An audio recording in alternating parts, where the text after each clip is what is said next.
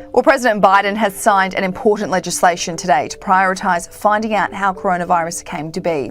Joe Biden signed the legislation that would direct the federal government to declassify any information relating to the origins of COVID-19. The White House had actually been pretty coy on whether the president would sign the bill. Even Press Secretary Karine Jean-Pierre today didn't say. Versus sent the president the COVID origins bill. Does he intend to sign that? I spoke to this last week. We're certainly reviewing it. Just don't have anything to share on the president signing the bill at this time. This bill basically orders a declassification of any intelligence about the virus that started more than 3 years ago, information that perhaps only the White House has known. The measure was passed unanimously in Congress, the House having passed the bill earlier this month.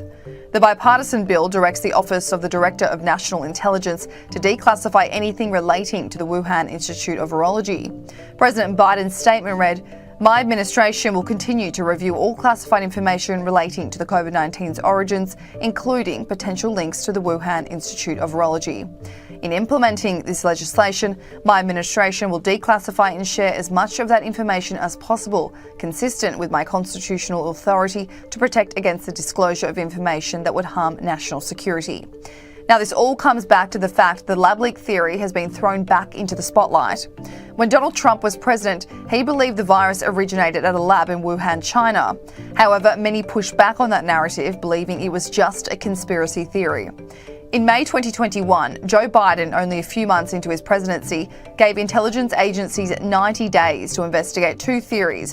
Either the virus came from a lab or it came from a wet market. The report was handed down months later in August, but it was basically inconclusive. Now, this push from both the Republican Party and the Democratic Party to sign this piece of legislation comes after the US Department of Energy revealed in late February that the virus likely did emerge from a lab leak. Not long after, FBI Director Christopher Wray made a pretty startling admission when he said the Bureau backed that up, saying the pandemic was likely caused by a lab leak. The FBI has for quite some time now assessed that the origins of the pandemic are most likely a potential lab incident in Wuhan.